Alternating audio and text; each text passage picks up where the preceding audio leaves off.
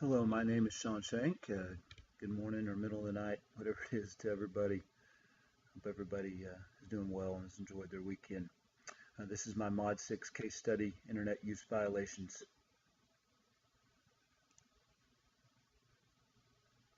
In considering this case study, the first thing we need to look at is what do you know? Roosevelt High School is in a very affluent area and students have access to all the latest technology. Roosevelt High School students' parents are professionals who seemingly place a high value on education and their children achieving high grades. Ms. Walker has extremely high expectations for her students, and she teaches courses with such rigor that students do not like the courses and seem to struggle through them. Despite being given strategies by Dr. Forbes to improve student success and rapport, the climate of Ms. Walker's classroom has not changed. Also, Ms. Walker received an unidentified email with a link to a website that contained disrespectful, vulgar, and threatening material targeted specifically at her. Ms. Walker believes the mastermind behind the website is a student named Randy Franks, based on how she believes he acts towards her in her class, and also based on Randy's strong computer skills. She has no proof of this, that he did it, however. Dr. Forbes places a high value on his prestigious position as principal of the prestigious Roosevelt High School. Dr. Forbes believes the website is a prank and makes a plan to address the prank the following day. And lastly, Miss Walker does not feel safe enough to sleep in her own house and would rather stay with her parents, who are 3 hours away. Those are some of the things that we do know. Now for some of the things that we need to know. First, what is the district's policy on threats to faculty and staff? Is there something stated in the handbook concerning this issue? Is Randy Franks really acting disrespectful in class, and did he create the web page? Of course, we need to know, who it was. What was meant by the phrase, "Who wants Miss Walker to disappear?" That phrase could be taken various ways, and so trying to identify intent or motive behind the phrase is going to be very important. Next, what other students or parents have specifically issued complaints toward Miss Walker? Maybe there's another kid in her class that we also need to look at who may have created this web page. Next, ultimately, just who is responsible? Who's responsible behind the email and or the creation of the web page? Does the district technologist have the appropriate technology available to identify the creator of the web page? Can they find out who created the web page? Can they get it taken down? And if not, then we would probably need to go to law enforcement and see if they have a way to do the same thing to find the creator or have it taken down. And then lastly, do other students have knowledge of the web page? How many people made comments on it? Do we know who those people were that commented on the web page? Can we locate them so that we can use those students maybe in helping us find the originator or creator of the web page? And then last part in category 1 is to identify the problem. It's very clear that division has been created between Ms. Walker and some of her students and parents because of the rigor of the class and her lack of rapport with the students. However, this is no excuse for the threatening web page that has been created by someone, presumably a student of Ms. Walker's. The real issue then is, in this situation, is the threat made towards Ms. Walker, not necessarily her problems as a teacher. Who made the web page, and is the threat real? That is the real issue here. Ms. Walker's teaching style, rapport with students, and decision to not heed the advice and instruction of Dr. Forbes does need to be addressed after this current situation has been resolved. The plan of action with appropriate strategies for implementation here in category 2. The first part of the plan will be to assure the teacher that this threat is being taken seriously, that you support her in resolving this, and that I recognize how upset she is, given the fact that she is willing to drive 3 hours one way to not have to stay alone in her home. I need to make sure that I do not minimize the teacher's feelings, but help her to feel confident that this will be taken care of and work to ensure her safety. The strategies behind this part of the plan are to give the teacher a detailed plan of action to resolve the issue. This should include immediately contacting the district technologist to see if he or she can trace the origin of the email and/or web page. Second strategy would be to find a place for Miss Walker to stay in town that helps her feel safe, whether it be with a fellow teacher or at a hotel. And then lastly, to show support of the teacher by making your presence very known in her classroom that week. Second part of the plan would be to contact the district technologist immediately to see if the origin of the email or web page can be traced, and also to get the web page deleted.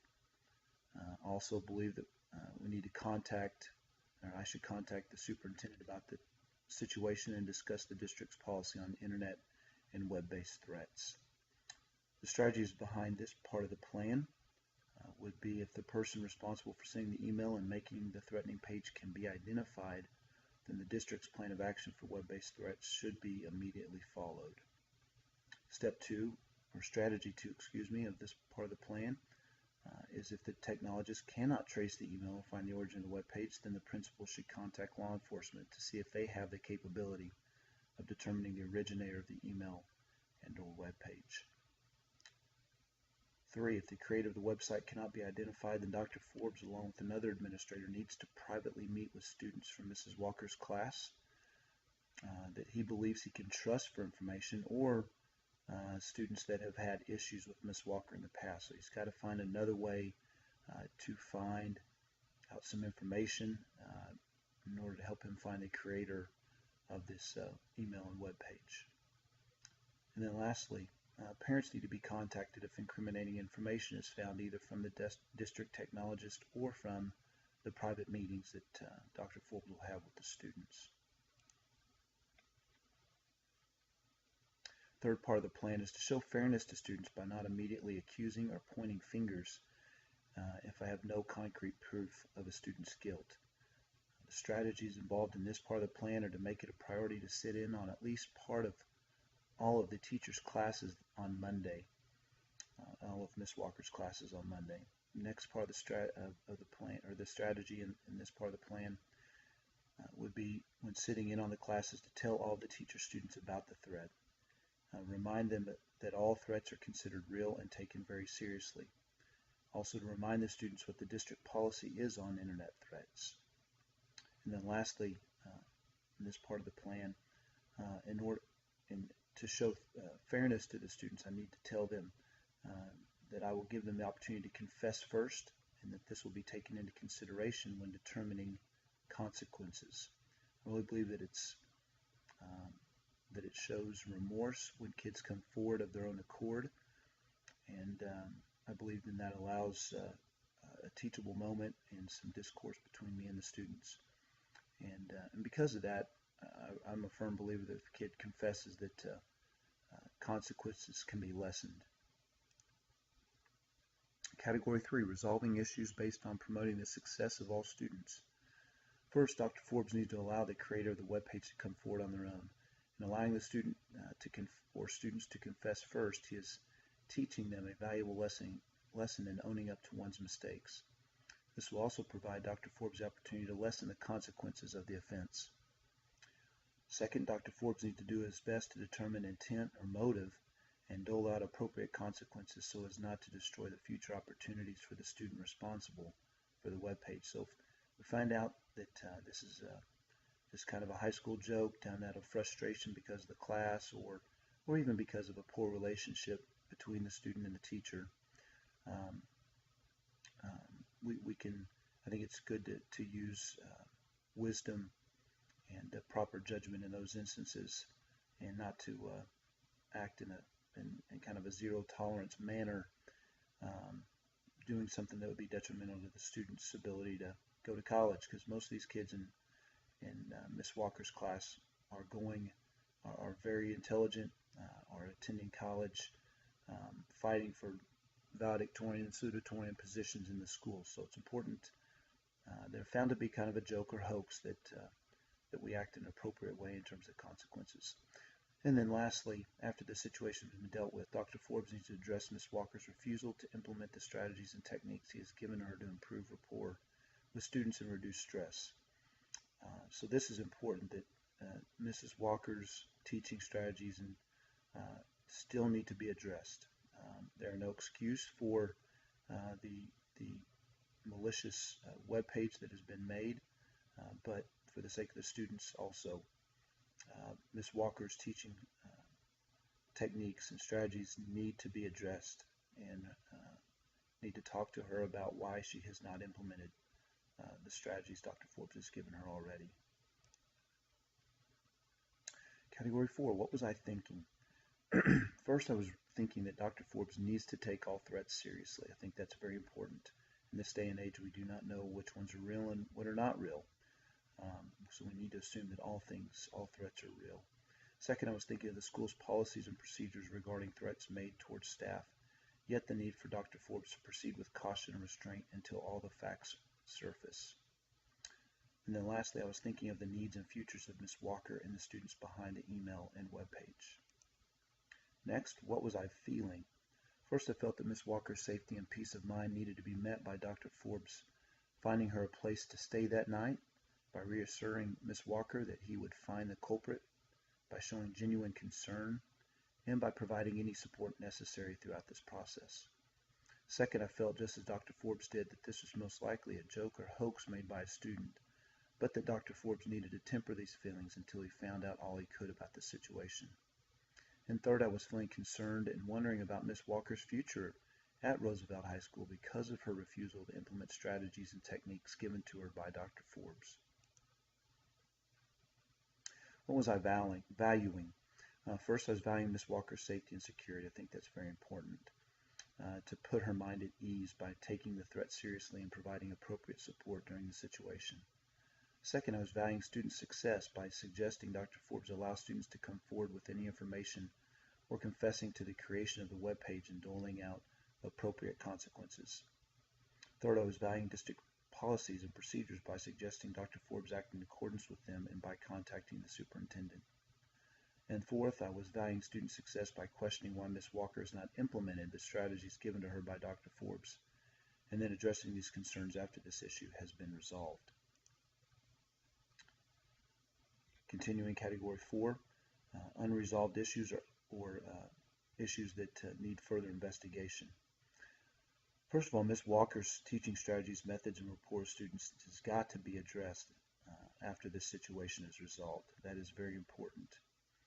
Next, I do not know if the district technologist will be able to identify the creator of the web page or email. And if they can't, then I will need to proceed in another fashion.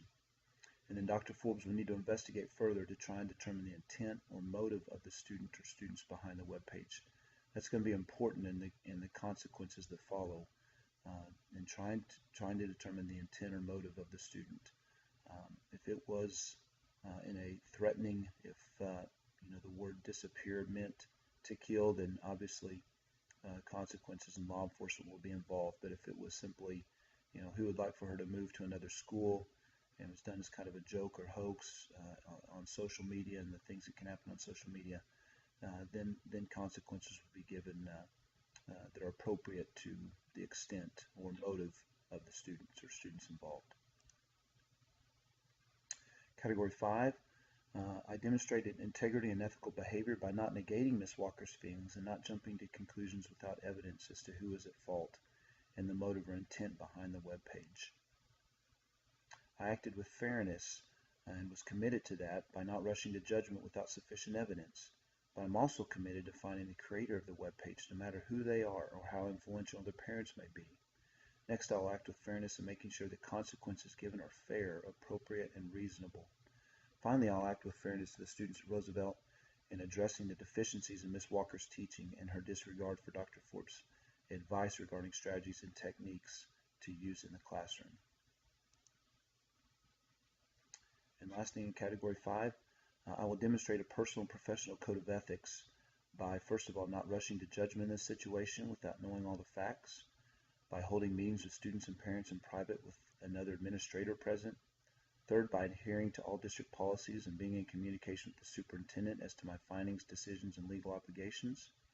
Fourth, by showing genuine concern for Ms. Walker's feelings. And fifth, by not cowering to any pressure exerted by parents.